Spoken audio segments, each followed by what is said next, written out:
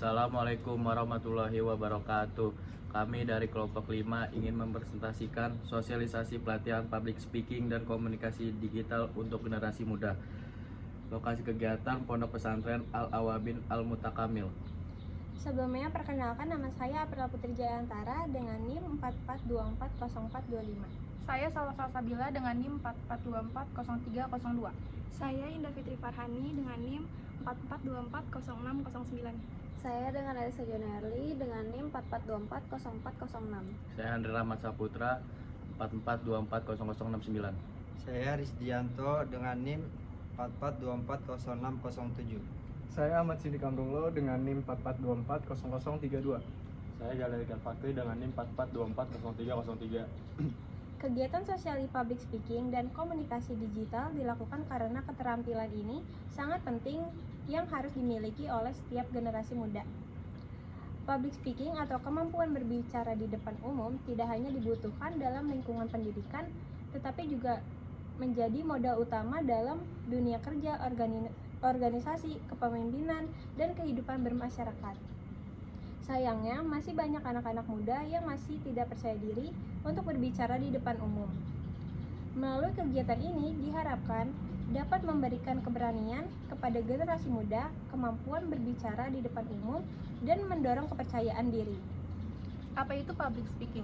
Public speaking adalah kemampuan berbicara di depan umum dengan tujuan menyampaikan pesan, gagasan, atau informasi secara efektif. Keterampilan ini tidak hanya dibutuhkan oleh pembicara profesional, tetapi juga penting bagi setiap orang dalam kehidupan sehari-hari. Tujuan public speaking: memberikan informasi, mempengaruhi atau membujuk, menginspirasi, membangun hubungan, dan menyampaikan pendapat.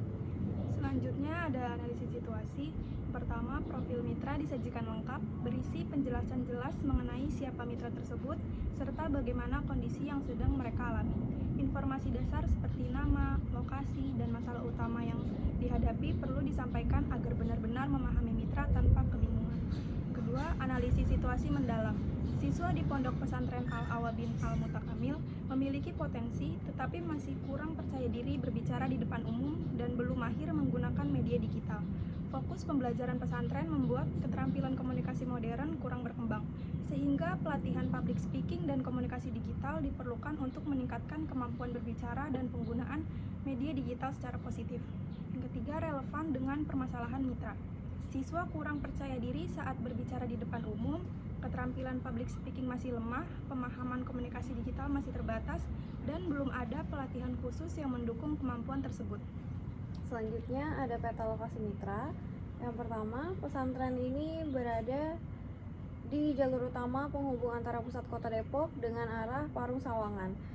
Yang kedua, akses transportasi pesantren dapat dijangkau melalui Jalan Raya Sawangan yang terhubung langsung dengan Jalan Margonda Raya.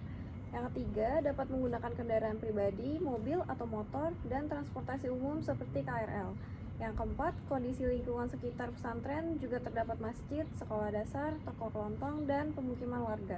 Dan yang terakhir, jarak dengan Universitas Bina Sarana Informatika, kampus Margonda sekitar 5,3 km dan waktu tempuh rata-rata 15-20 menit menggunakan kendaraan mobil atau motor. Permasalahan mitra. Berdasarkan hasil analisis situasi, observasi lapangan, serta diskusi bersama pihak mitra, ditemukan bahwa mitra termasuk dalam kategori tidak produktif secara ekonomi dan sosial. Sejumlah persoalan utama yang menghambat meliput aspek. 1. Pendidikan. Masalah utama, tidak ada sistem evaluasi pembelajaran yang terstruktur, literasi dasar rendah, membaca dan menulis, minim akses media dan sarana pembelajaran modern. 2. Tingkat urgensi permasalahan, berdampak langsung pada kualitas hidup masyarakat. Pendidikan, kesehatan dasar, dan literasi merupakan kebutuhan paling mendesak dan mempengaruhi sektor lain. Tahap solusi dan langkah pelaksanaan. 1. Identitas asesmen, mengumpulkan data observasi dan memahami kondisi nyata permasalahan. 2. Prioritas masalah, menentukan masalah paling mendesak, berdampak besar dan dapat diselesaikan. 3. Penyusun solusi dan rencana aksi, merancang solusi terukur dengan metode intervensi yang jelas. 4. Pelaksanaan program, pelaksanaan kegiatan sesuai rencana dan kebutuhan mitra. 5. Monitoring dan evaluasi, mengecek efektivitas kegiatan dan melakukan perbaikan jika diperlukan. 6. Pelaporan dan serah terima, menyusun laporan akuntabel dan menyerahkan hasil program ke mitra. 7. Keberlanjutan dan pendampingan, menjaga keseimbangan program agar manfaat tetap berjalan setelah intervensi. Pembagian tugas anggota. Yang pertama, proposal dan laporan semua anggota. Seluruh anggota terlibat dalam menyusun laporan akhir, mulai dari pengumpulan data, penulisan isi, hingga penyempurnaan. 2. Pemateri, yaitu ELISA, menyampaikan materi saat kegiatan berlangsung, termasuk menjelaskan inti program kepada peserta atau mitra. Yang ketiga, MC atau moderator, yaitu Aprila, memandu jalan acara, membuka dan menutup kegiatan, serta mengatur alur diskusi dan sesi tanya jawab. Yang keempat, konsumsi, Salwa dan Indah, mengatur kebutuhan konsumsi peserta dan panitia, termasuk pembelian, penataan, dan pendistribusian. Yang kelima, dokumentasi, ada Risdianto, Sidik, Gali, dan Elias, mengambil foto dan video selama kegiatan berlangsung untuk kebutuhan laporan dan publikasi. Selanjutnya ada rundown acara. Kita mulai dari jam 9 sampai jam 9.30, yaitu pembukaan. 9.30 sampai jam 10 sambutan dari pihak mitra. Jam 10 sampai jam 10.35 sesi sosialisasi utama. Jam 10.35 sampai jam 11 sesi tanya jawab. Jam 11 sampai jam 11.15 pembagian hadiah. Jam 11.15 sampai jam 11.25 penutup, dan 11.25 sampai 11.35 selesai. Selanjutnya ada manfaat yang diperoleh dari kegiatan. Kegiatan ini memberikan banyak manfaat bagi para siswa. Mereka menjadi lebih percaya diri saat berbicara di depan umum, memahami teknik public speaking yang benar, serta mengenal etika dan pemanfaatan media digital dengan lebih baik. Proses pembelajaran juga menjadi lebih efektif, menjadi interaktif, membuat siswa lebih berani bertanya dan aktif berpendapat.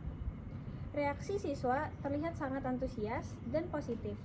Mereka tampak bersemangat mengikuti materi, banyak yang tersenyum, aktif berdiskusi, dan tidak ragu mencoba latihan berbicara. Suasana kelas menjadi hidup, menunjukkan bahwa kegiatan ini benar-benar bermanfaat dan menyenangkan bagi mereka. Hasil evaluasi menunjukkan peningkatan signifikan pada kepercayaan diri siswa dan keterampilan menyampaikan gagasan, pemahaman mereka tentang etika bermedia, penggunaan media sosial yang bertanggung jawab, serta pemanfaatan teknologi untuk edukasi juga meningkat. Bagi lembaga, kegiatan ini memperkuat budaya literasi, meningkatkan kualitas pembelajaran, dan menciptakan suasana belajar yang lebih interaktif. Secara keseluruhan, program ini memberi manfaat nyata bagi siswa dan lembaga, serta berpotensi menjadi model pelatihan berkelanjutan. Sekian dari kelompok kami. Wassalamualaikum warahmatullahi wabarakatuh. Udah,